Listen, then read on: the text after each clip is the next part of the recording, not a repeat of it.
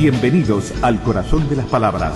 La máquina de pensar. Conduce Pablo Silva Olazábal. Produce Gustavo Germán. Auspicia Biblioteca Nacional y Centro Cultural de España. La máquina de pensar.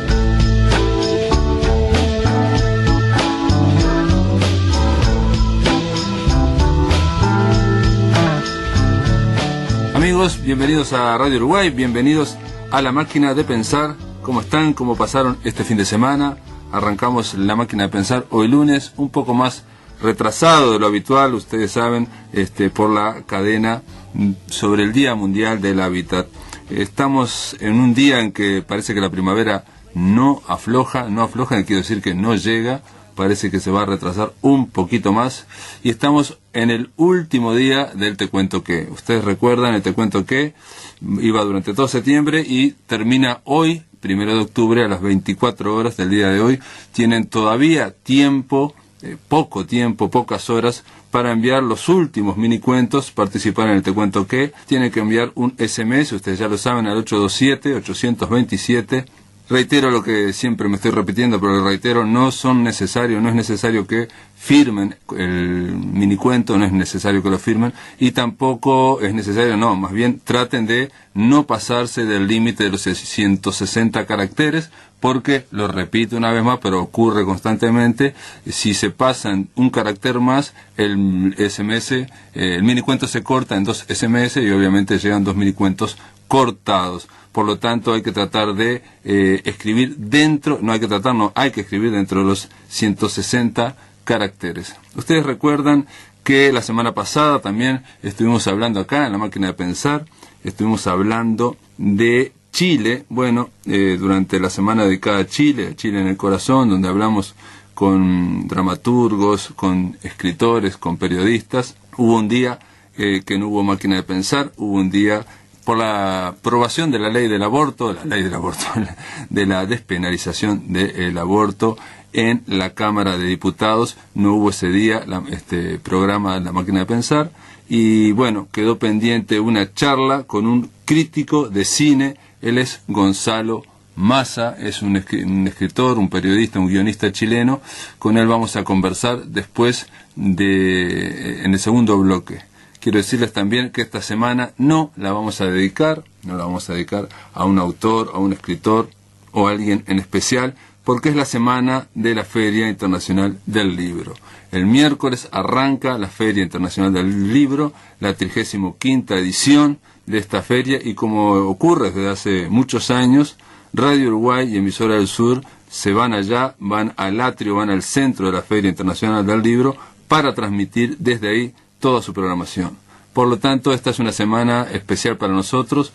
Por un lado, el miércoles arrancamos ahí en la Feria Internacional del Libro, y por otro, Radio Uruguay va a estar el viernes, entre otros días, va a estar todos los días, se va alternando con Emisora del Sur, y a nosotros La Máquina de Pensar, que generalmente vamos de lunes a jueves, esta semana vamos a estar el viernes también, ahí entre escritores, entre cuentistas, entre poetas.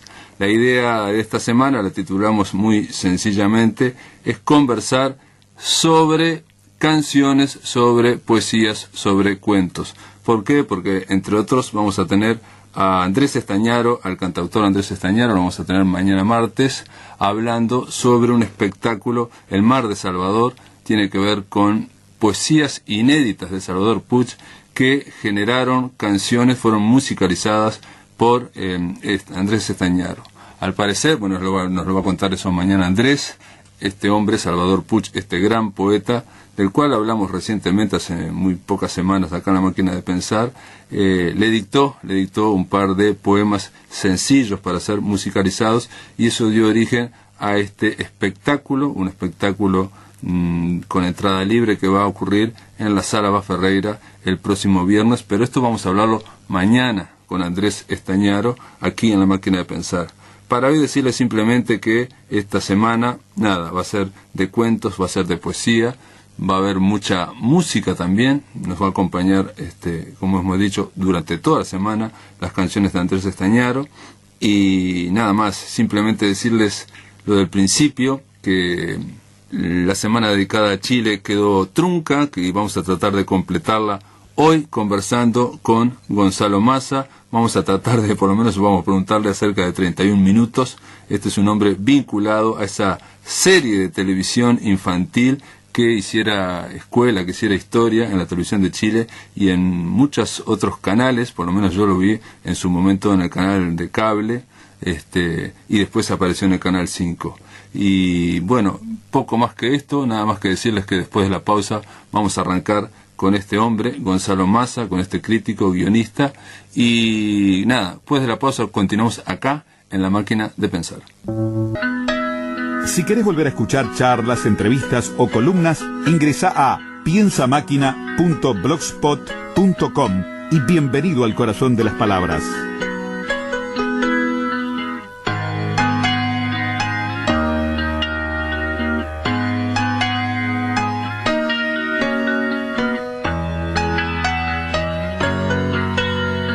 Amigos, ahora le toca el turno, vamos a conversar con Gonzalo Massa. Ustedes saben, la semana pasada la dedicamos aquí en La Máquina de Pensar, se la dedicamos a Chile en el corazón. Estuvimos hablando de la cultura chilena desde muchos puntos de vista y hubo una charla que quedó pendiente y bueno, vamos a dar cuenta de ella. Le estoy dando la bienvenida acá a Montevideo y a Radio Uruguay a Gonzalo Massa, periodista y crítico de cine y guionista. ¿Cómo andas, Gonzalo? Muy bien, ¿cómo está todo por allá? Bien, Gonzalo Massa, usted es santiagueño. Y en rigor yo soy porteño pero porteño de los que nacen en Valparaíso, a 100 kilómetros de Santiago. Ah, bueno, pero porteño, digamos, de Valparaíso. En la semana pasada también pasó otro porteño de Valparaíso, Jaime Villanueva, para hablar de filosofía, profesor de filosofía. Gonzalo Massa está ahí en Santiago de Chile. Vos sos periodista, estuviste escribiendo guiones, crítica de cine. Me interesaba hablar del cine con vos, sobre todo el cine chileno, en los últimos años, pero algo te quiero preguntar antes. Dice, fuiste editor en el Mercurio, de distintas revistas, y también estuviste vinculado al Libro Verde de Juan Carlos Bodoque. Fui editor, orgulloso editor de El Libro Verde de Juan Carlos Bodoque y la segunda parte que era El Libro Rojo de Juan Carlos Bodoque. Sobre el conejo, famosísimo conejo para aquellos que veíamos Superestrella de 31 minutos, un programa milagroso de la televisión chilena que vi durante mucho tiempo a través del cable. Después por suerte lo trajeron acá a Uruguay a Canal 5 y bueno, ya pasó. Uno de ellos era el hombre más fuerte de 31 minutos, era un conejo llamado Juan Carlos Bodoque. Bueno, yo trabajé para Juan Carlos Bodoque, básicamente. Yo fui editor y fui productor en la Tatla, que es la productora que hizo 31 minutos, y bueno, tuve que trabajar, es un déspota como jefe, tengo que decirlo, digamos. Como patrono, Juan Carlos Bodoque no es tan carismático como periodista aventurero. ¿Y por qué un libro verde y un libro rojo? Porque el libro verde tenía tapa roja y el libro rojo tenía tapa verde. Y era un poco hablar de este problema que tenía a los ojos Bodoque. Sabes que tenía más ojos chuecos. ¿Cómo? ¿Pero qué problema tenía los ojos? Que Bodoque tiene los ojos, acá se llama turnio, ¿no? Que tiene un ojo desviado. Entonces el libro verde era de ecología, digamos, pero la tapa se la pusimos roja. Y al segundo libro le pusimos el libro rojo, como de Mao, pero era verde. Una cosa que, primero que era, yo me acuerdo cuando Juan Carlos Bodoque llega a cantar una canción de Miguel Ríos, En el río aquel, extraordinaria versión, que uno se sorprendía viendo a ese conejo cantar. Pero una cosa que llama la atención, y esto un poco más en serio, Gonzalo, es sorprendente el nivel de guión que tenía 31 minutos. Sí, ahí el trabajo es muy bueno, que ahí Pedro Peirano y Álvaro Díaz, entonces un dupla de periodistas y guionistas y luego realizadores que hicieron acá varios programas en Chile muy recordados, digamos, en el fondo. Primero hicieron uno que se llamaba Plan Z, que era un programa de humor absurdo, digamos, que era de sketch, y que fue un hito, y no lo veía nadie cuando se dio al aire, pero después cuando apareció YouTube, una generación completa de gente lo redescubrió, y era un gran programa de humor, en el fondo, que si ustedes se meten a YouTube y ven los sketches de Plan Z, van a encontrar el mismo tipo de humor que hay en 31 minutos. Y luego ellos hicieron programas de documental, y bueno, y después hicieron 31 minutos. que es esta serie de infantil, pero que finalmente era muy adulto en el humor, o sea, en términos adultos, de que en fondo que también es un humor muy universal y que también mucha gente adulta podía verlo. Pero Medrano luego hizo películas, hizo La Nana como guionista, que no sé si la conocen, que es una película que fue muy conocida. No. Pero... Y luego hizo el guión de No, que es una película que va también con Gael García, que fue en un festival de Cannes, que es sobre el triunfo del no en Chile, digamos, cuando el plebiscito que sacó Pinochet del gobierno. Ajá. A mí lo que me sorprendía y me llamó la atención de la primera vez que vi a 31 minutos, y eso se confirmó con el tiempo, eran dos cosas. Una serie que duraba 30 minutos, hecha para un público infantil, totalmente jugada al guión y a la gracia de las palabras que se hacían. ¿Por qué? Porque estaba exageradamente jugada al guión. ¿A qué me refiero? A que los efectos especiales o los muñecos eran exageradamente triviales y sencillos y simples. Por ejemplo, hay uno que era calcetín con rombos man, digamos, ¿no? O sea, que es un calcetín. O otro que es microfonito, que era un micrófono. Era, digamos, muy elementales toda la parte de diseño, digamos, de los muñecos, pero estaba jugado precisamente a la inteligencia del guión. Sí, la propuesta era esa, digamos, que en el fondo que los niños, cualquier niño tenía un calcetín en su casa podía imitar el programa de televisión, digamos, sin problema. Bastaba que tuviera un calcetín con rombo y hacer las mismas aventuras en su casa. O a cualquiera, no sé, un calcetín, una tela, ponerle 2 botones y ya era un títere, digamos. Y la opción era esa, era una opción artística que tenía que ver con generar cercanía con quienes lo vieran, digamos.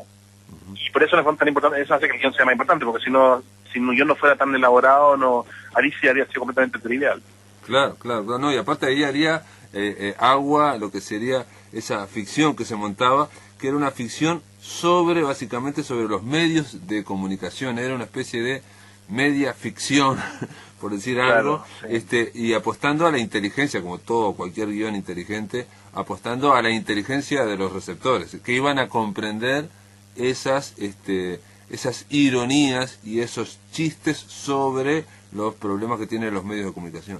Exacto, y los niños entendían muy rápido esos chistes, porque los chistes eran sobre un animador con un ego infinito, y un animador muy idiota, digamos, Tulio Triviño, y su ego es infinito, y es millonario, y piensa que todo depende de él, y que si él cierra los ojos el mundo desaparece, digamos, ¿no? Es un ego muy grande, y claro, y un niño puede entender y identificarse con ese ego, porque los niños también en el fondo están de esa etapa, digamos, entonces le daba mucha risa, y esa ironía que era muy simple también le daba mucha risa. O sea, acá fue un exitazo, acá fue un hito. Y ahora volvieron, se anunció que van a volver a hacer más programas, y se hizo ellos hicieron unos espectáculos en vivo de música con las canciones de 31 minutos, y se llenó, o sea, llenaron un estadio completo, varias funciones, y van a tocar ahora en el Festival de Viña, que es el festival más importante que se hace en Chile de música, en el próximo año. Te preguntaba, porque ya que estuviste vinculado a esa productora, yo aquí conozco gente dedicada, digamos, a la literatura infantil y juvenil, y dedicada también a la televisión, y en su momento yo lo planteaba como un ejemplo cuando todavía no se conocía aquí en la televisión. Yo lo veía por la televisión por cable, y la respuesta invariable que recibía era sí, pero ahí hay mucha, por más que sea muy elemental como está puesta la puesta en escena, digamos, de 31 minutos, hay mucha plata, mucha inversión en el guión. ¿Eso fue así? En rigor lo que había era un grupo de gente muy creativa, digamos. O sea, cada uno de los personajes era un tipo que estaba detrás, que eran... Es como, si uno lo pudiera identificar, era como el chistoso del curso de su colegio, digamos. Y eran como puros chistosos del curso de su colegio que se juntaban a jugar, ¿no? A hacer el programa. Entonces el talento estaba en ellos y en inventar cosas todas las semanas para poder hacerlo, digamos. Entonces, en términos de, no es que hubiera un gran guión mastermind que inventara todo, o sea, Pedro hacía el guión como en general de las historias del capítulo, pero cada uno de los sketches eran guiones independientes de cada uno, y claro, cada uno el chiste era cómo hacer un chiste de colegio que que uno pudiera reírse hoy día, y que en el fondo uno, si se acordara, podría reírse cuando estaba en el colegio, digamos. Sí. Aparte eso funcionaba, te digo, porque a mí yo en un momento me puse a mirarlo, y no es que fueran chistes extraordinarios, sino que funcionaba por acumulación, como a veces puede funcionar una película de Abbott y Costello, por ejemplo, ¿no? O sea, que el tema es, si vos decís 4 o 5 chistes malos uno atrás de otro, eso va generando una sensación, pero estaba muy bien hecho, digo, y yo creo que también tiene que ver con un desarrollo de la industria en Chile, digo, acá por ejemplo es casi inconcebible que Uruguay haga algo similar. Bueno, acá también es casi inconcebible que se haya hecho un programa así, digamos, porque en el fondo era incomprensible para los canales, para el canal de televisión que lo hizo, y de hecho por eso se acabó también, porque en el fondo un horario en donde los programas para niños no permiten hacer demasiada inversión, tiene que ser un programa muy barato para que se pueda hacer, y acá solo se puede hacer porque en el fondo el programa, no sé si es una influencia, pero como está en Uruguay da lo mismo, pero en el fondo el programa era mucho más caro de lo que pagaba el canal, era el doble más caro. Pero podían ganar porque vendían merchandising, con ese merchandising, qué sé yo, de los libros, qué sé yo, de las canciones, porque sacan discos y las canciones les fue muy bien, y vendieron miles de discos. Vendieron 120.000 discos de un primer disco. Y con todas esas cosas que fue que en el fondo podían pagar lo que no pagaba el canal de televisión. Pero cuando eso se acabó, cuando bajó las ventas de eso, bueno, el programa se hizo inviable económicamente. Bueno, pero entonces, digo, Gonzalo... Por eso quiero decir que es un poco un milagro también. En el fondo no es que solo sea un problema de Uruguay, digamos. En Uruguay hay mucho talento y hay mucha creatividad, y yo admiro el humor uruguayo y la manera de entender el mundo desde Uruguay. Gonzalo... pensar que en nuestros países, siempre el país que uno vive, las cosas funcionan no necesariamente bien. No, pero en este caso 31 minutos primero, estamos hablando de algo que era excelente, y aparte llama la atención en una televisión mundial que se pelea precisamente por hacer el último efecto digital, digamos. El mundo de la televisión está tratando de hacer a lo máximo, lo más parecido a la realidad, tratando de hacer la fantasía lo más parecida a la realidad, y acá tenemos algo una propuesta que es exactamente lo contrario, ¿no? Esto es un calcetín y este es un antifaz, y cuando se pone el antifaz es el calcetín con rombos man, y si no es un calcetín normal. Estaba jugado... y la escenografía es el baño de la casa y el patio de la casa, y todo parece una casa, todo hecho en una misma casa, digamos. Por eso digo, cero presupuesto, cero para lo que sería el rodaje en exteriores o para lo que sería la animación, cosas exageradamente quietas. Jugaba siempre a esa chispa, y obviamente había un trabajo de edición muy importante del sonido, del audio, sin duda que había un...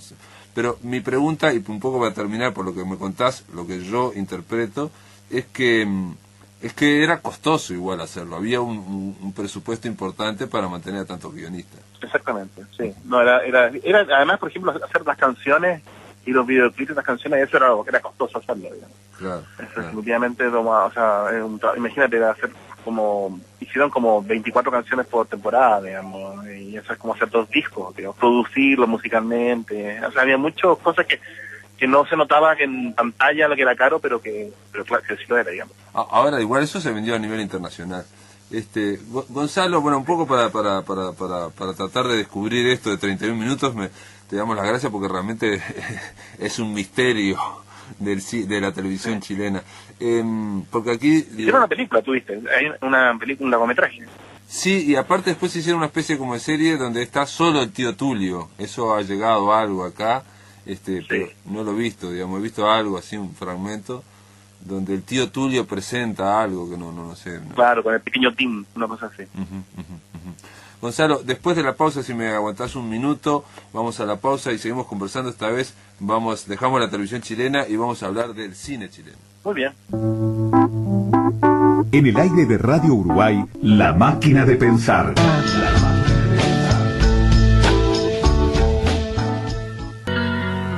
Amigos, estoy conversando con Gonzalo Massa. Él es un hombre de Valparaíso, pero vive en Santiago de Chile. Es periodista, es guionista, es crítico de cine. Estábamos conversando en el bloque anterior con Gonzalo sobre 31 minutos, sobre la televisión chilena. No mencionamos el otro hito de 31 minutos de la televisión chilena, que es el show de Don Francisco, pero no hablemos de eso porque estamos hablando de Miami, ¿no? Ya no lo vemos acá, Don Francisco. Vive una persona que vive en Miami. Yo pensé que era un genio, pero bueno, Porque lo que pasa es que en el fondo lo que se conoce afuera de Don Francisco es la peor parte, digamos, ¿no? Es como cuando ya está más viejo y hace estos programas que no tienen como por decirlo así, en el fondo, muy desgastados, digamos. Pero con Don Francisco conocí yo, digamos, que es el de los años, cuando en mi infancia, digamos, era un tipo muy pesado, digamos, un poco como 31 minutos, digamos, que iba y se burlaba de la gente, cuando los concursantes, le hacía muchos chistes en el fondo, y los amarreaba un poco, tenía un humor muy irónico, y con él con el tiempo lo perdió un poco eso, mucho, de hecho. Y ahí cimentó su fama, digamos. A mí me sorprendió, ahora estuve en Santiago, que se comentaba, y lo leí en los diarios, que el show de Don Francisco estaba cumpliendo 50 años. Y para un programa de televisión de cualquier lado del planeta, no estamos hablando que cumpla 50 años alguien en televisión haciendo el mismo programa, es como algo muy pesado, digamos. Ya a esta altura... No, es el programa más antiguo de la historia. No hay ningún programa de televisión del mundo que tenga 50 años saliendo todas las semanas. Impresionante. Bueno, te cuento acá, Gonzalo, entre nosotros, no me escucha nadie, que cuando vino George Bush la primera vez, el padre, ¿no? de este que estuvo último, se armó un gran revuelo. Verdaderamente malo, digamos. Hubo un graffiti que decía, estaba en la calle de Paraguay y no fue borrado durante muchísimos años, decía: fuera Bush y llévate a Don Francisco. Impresionante. Sí, yo recuerdo haber visto de 25 watts. La película de uruguaya, donde aparecían unos minutos Don Francisco. Y ahí recién supe que Don Francisco lo conocía en Uruguay. Jamás me había imaginado que lo conocía en Uruguay. Bueno, ahora para terminar de hablar de Don Francisco, pero estaba pensando también que Pancho Moat tiene un libro que se llama Chilenos Heroicos, Chilenos Gloriosos, algo así. Sí. Y la tapa a mí me llamó muchísimo la atención, porque es una tapa extraordinaria, donde está con colores chillones Charles Bronson en la tapa. Sí, claro. Y resulta que el Charles Bronson que está en la tapa no es el verdadero, sino que es el Charles Bronson chileno, descubierto en un programa de Don Francisco en el cual se competía por ver quién era más parecido a un actor. Y Pancho Moat entrevista a este Charles Bronson chileno. Es fantástico, porque además hay una película de eso. Hay un director que se llama Carlos Flores, que hizo un documental fantástico sobre el Charles Bronson chileno, y la película es maravillosa, porque él está haciendo un documental, pero él piensa que cuando le dicen quiero hacer una película contigo, le dicen vamos a hacer una Charles Bronson. Y él está loco y cree que verdaderamente es Charles Bronson. Entonces empieza a molestar al documentalista y dice: bueno, pero ¿cuándo hacemos la escena de acción? ¿Y cuándo hacemos la escena del bar? Y empieza a sus ideas de guión. Entonces el documentalista le dice: ¿sabe qué? Toma usted la cámara y haga usted la película que quiera hacer. Y en el documental está la película que quiere hacer. Que en el fondo en un bar, rodeado de chicas, qué sé yo, y se acerca un tipo y le rompe una botella en la cabeza. Sí. Él era la idea que tenía, él era de muchas chicas, que se hubieran muchas piernas y después que hubiera muchos golpes. Claro, un hombre duro, rudo, macho, alfa, digamos, y rodeado de mujeres en el fondo, pero... Y él decía: vamos a hacernos millonarios con esta película. Esta es la película, esa película documental que estaba haciendo, esta es la verdadera película que hay que hacer. Bueno, voy a ver si la puedo bajar y verla por internet, porque me interesa documentar. Gonzalo Massa, el cine chileno está pasando por un buen momento, creo. Digo, te pregunto a vos como especialista. Yo vi hace muy poco Violeta se fue a los cielos, sobre Violeta Parra. Me pareció una película muy buena y sobre todo me pareció una gran actuación de Francisca Gavilán. Sí, es impresionante esta actuación. Es más que más que una actuación, es casi como que fue poseída por Violeta Parra. Como que fuera, ella no solo hizo el personaje, como que lo encarnó. Tú sabes que a ella, la actriz, le dio cáncer. Fue tan intenso hacer ese papel que después le dio cáncer y bueno, después se recuperó, digamos, pero fue tan intenso ese dolor que resume Violeta Parra en su vida, digamos, que me afectó personalmente y físicamente, digamos. Pero no fue, digamos, la misma enfermedad que tenía Violeta Parra, ¿o sí?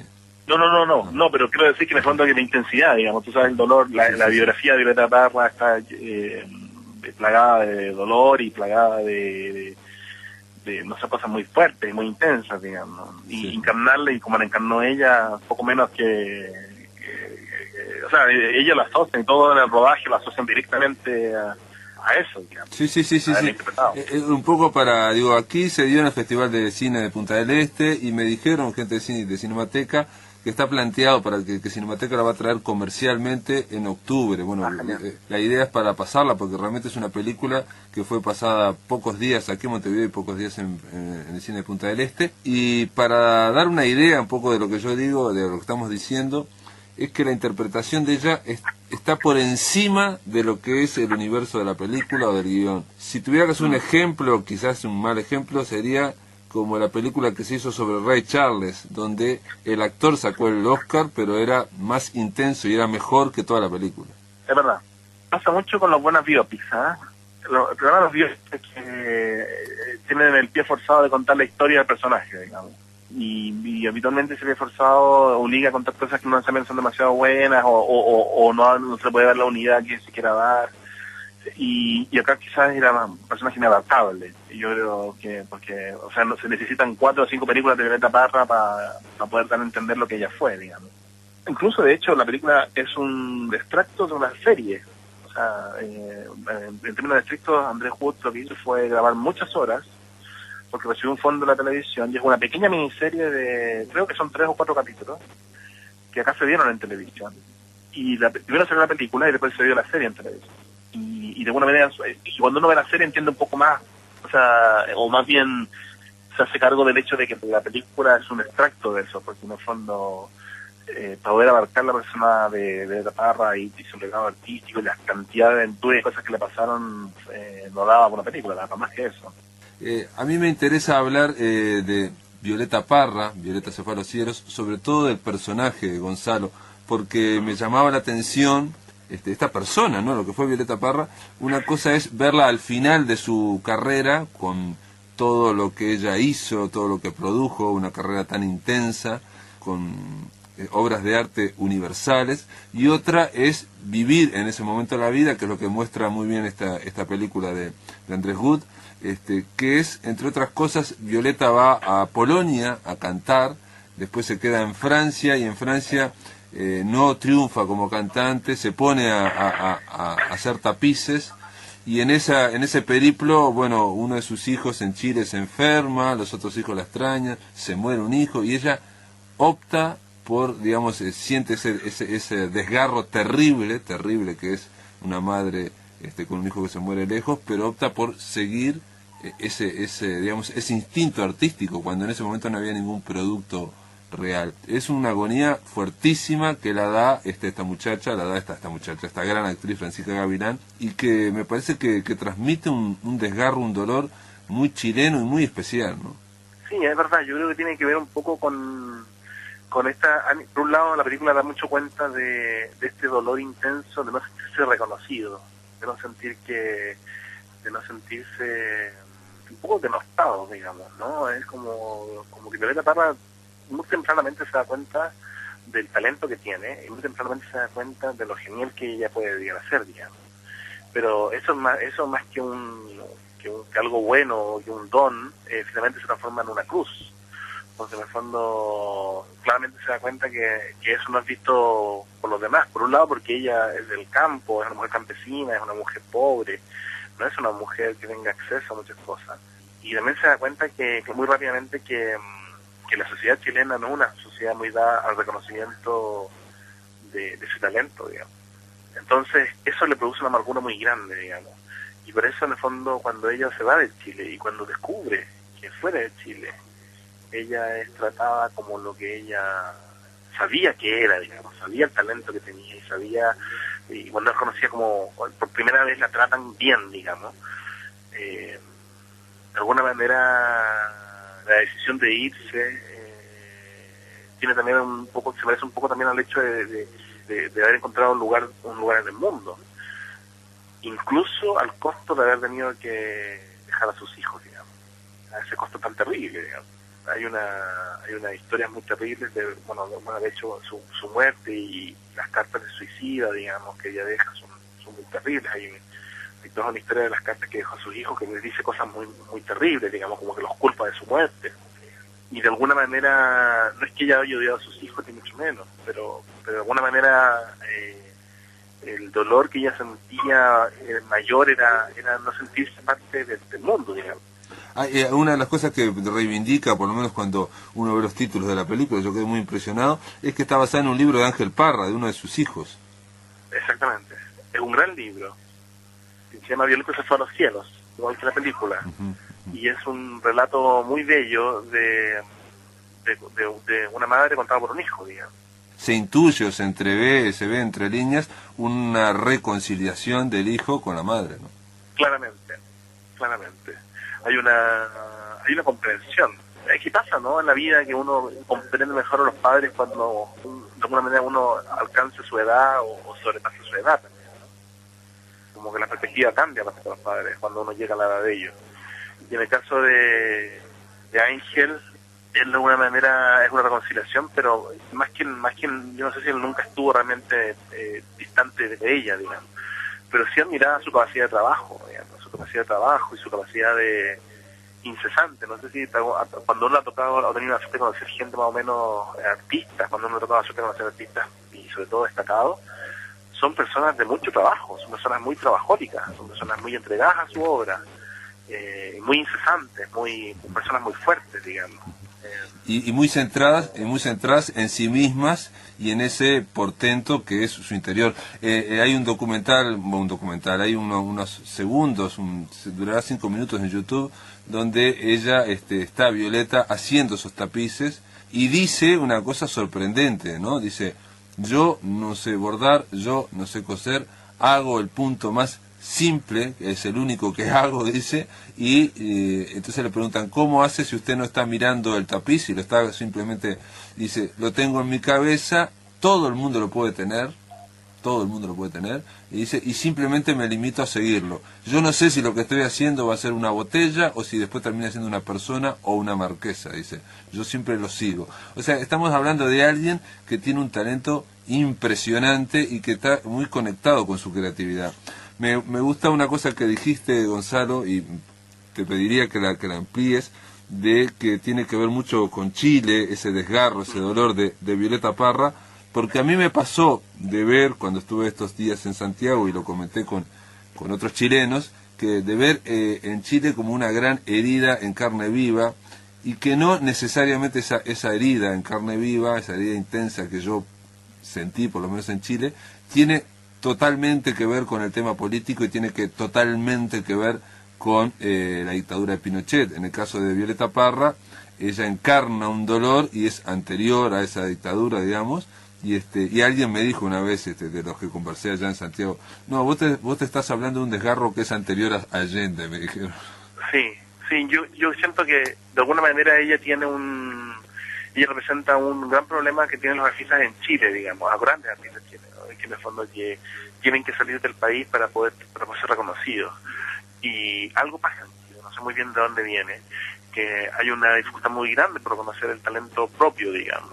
Eso es común también, o sea, es universal que nadie profeta en su tierra, pero acá pasa con mayor fuerza, y sobre todo con aquellos artistas más grandes, digamos, tienen que salir de Chile. Pasó con Neruda, pasó con Gabriela Mistral, pasó con Raúl Ruiz, pasó con Mata, con Juan Downey, un montón de artistas, los grandes artistas chilenos, todos tuvieron que salir del país para ser reconocidos y para poder desarrollarse como artistas incluso. Y ella fue quizás la que más sufrió eso, digamos, esa falta de reconocimiento y ese de alguna manera también por su origen campesino, su falta de recursos, cosas como que está atrapada, está un poco maldita por su talento, digamos, está atrapada por tener un talento que en el fondo que al resto de la gente le pasa por el lado, y esa carpa, ¿no?, que aparece en la película con su destruyéndose, digamos, ese mundo que se le destruye, en el fondo es ella por dentro, digamos, ¿no? De alguna manera, ese problema no se acaba tampoco en Chile, en el fondo todavía a los artistas en Chile le cuesta mucho ser reconocidos, en el fondo.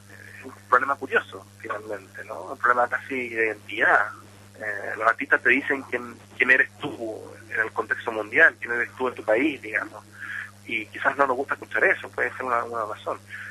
Yo recuerdo haber estado en Uruguay hace unos años ya, haber estado en enero, y se me acercaron una señora, esto era no en Montevideo, pero afuera de Montevideo, y una señora me dice, ustedes son chilenos, me dice, hoy es el aniversario de la muerte de Violeta Parra, me dice. Yo digo, ¿en serio? No tenía idea. Sí, por supuesto, acá una radio se tocó todo el día canciones de Violeta Parra. Y yo quedé muy impactado y muy dolido también, porque decía, bueno, en Chile eso no ocurre. En Chile nadie sabe cuándo murió Violeta Parra, no hay ninguna efeméride, nadie la recuerda en ninguna parte. Y menos ninguna radio toca sus canciones el día recordando el día de su muerte. Lo que es terrible, digamos, es como...